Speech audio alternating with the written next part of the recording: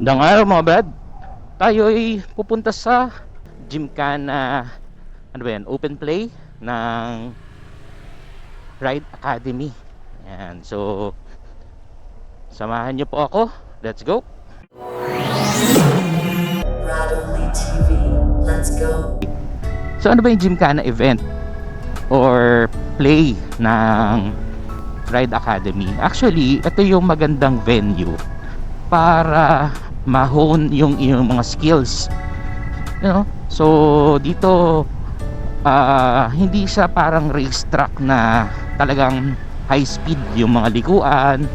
Ito, it's more on control, precision, discipline, no? Sa pagpepreno, sa pagta-throttle. And dito magandang lalo kung bago ka, maganda tong masubukan actually. Kung bago ka sa pagmomotor, 'di ba?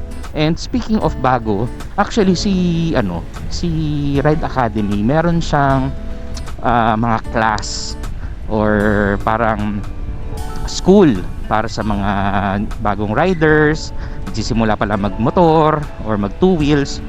So yan, meron po siya. So yan, so sila ay nagpapaganitong event. Actually 2 year, nakailang sali na rin ako rito, mga pangatlong beses ko na ata ito, no? First two was the competition, tapos eto is more on the game, ano lang, play lang, yung kumbaga laro ka lang doon sa track nila, no? Kasi maganda dito, controlled environment to eh. So dito, dahil since controlled environment siya, so walang tatawid na aso, walang kung ano man, practice ka magbabanking, di ba? High speed, full stop.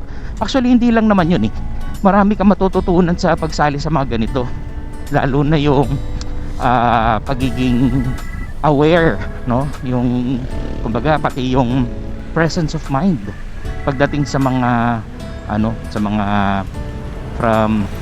from high speed tas bigla kang liliko. So ito yung mga perfect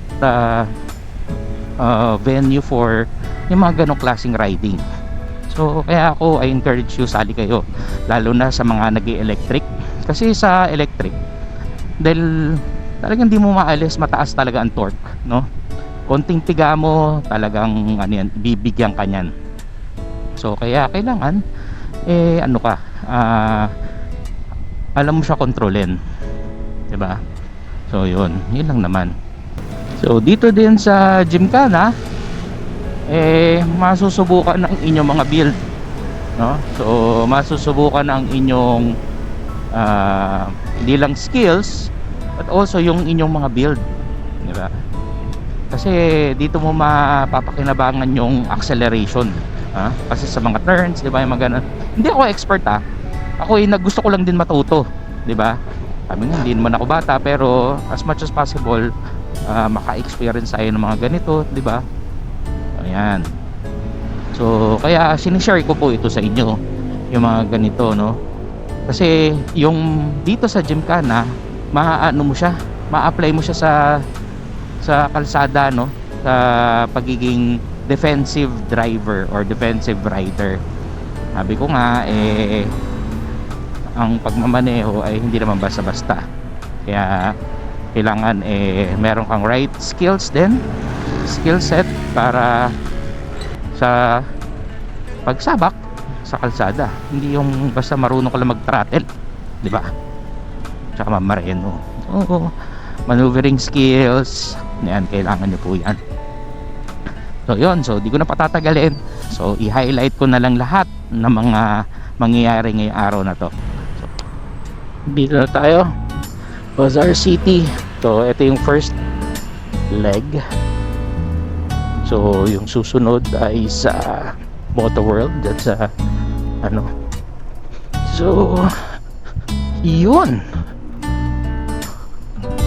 anong meron, saan tayo pupunta?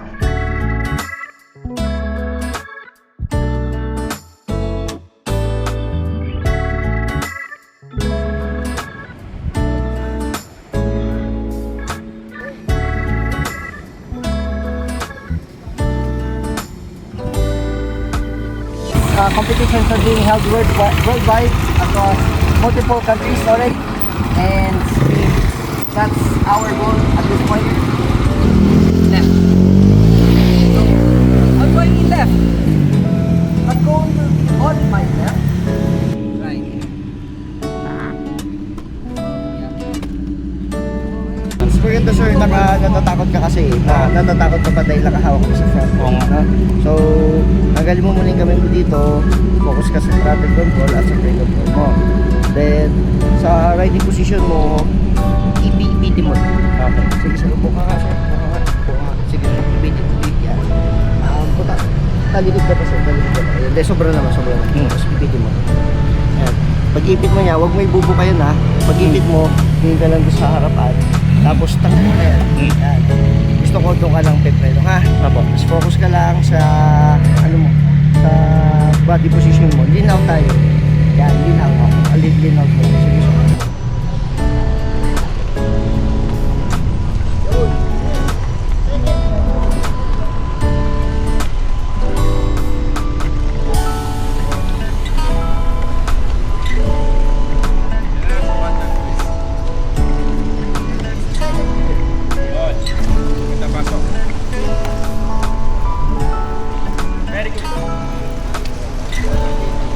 Perfect. Good.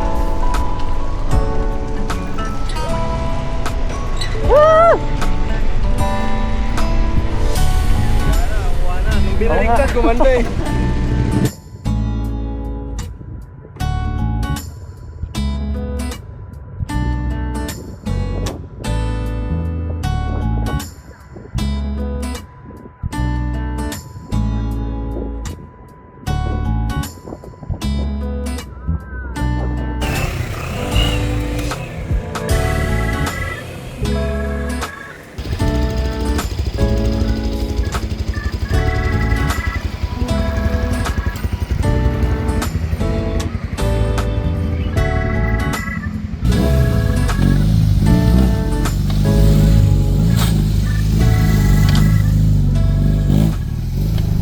So yun, natapos ang session with Ride Academy. Shoutout kay Ride Academy, thank you. Yan, so dami mong matututunan talaga pag sumali ka rito. Yung mga akala mo na yun yung gagawin pag yung mga sharp turns, U-turns, no? Kakaiba. Talagang maninibago ka pag kaya magandang training siya, lalo na sa mga beginners. Kanina may kasama kaming beginner, di ba? So yun, talagang continuous learning. Anyway, so yun, I do invite you guys, lalo na sa mga nag-electric. Sa atin talagang masabi ko, yung difference talaga ng ating mga unit ay more on torque, no? Talagang kailangan mong kontrolin yung torque. Kaya ako ni-invite ko kayo sumali sa mga ganitong events, itong Gymkhana program, basic program ng Ride Academy. So salamat sa mga coaches na nagtuturo, yan, and I hope lumaki yung community na to, no? Talagang malaking bagay to enhance your skills on riding. So yun, so with that, maraming salamat po sa lahat na nakatapos na itong video na to, and see you on our next video. Bigyan ko kayo ng update about Zapdos, Project Zapdos, sa ating mga susunod na video. Again, I'm your Brad Oli TV. Ride safe, guys.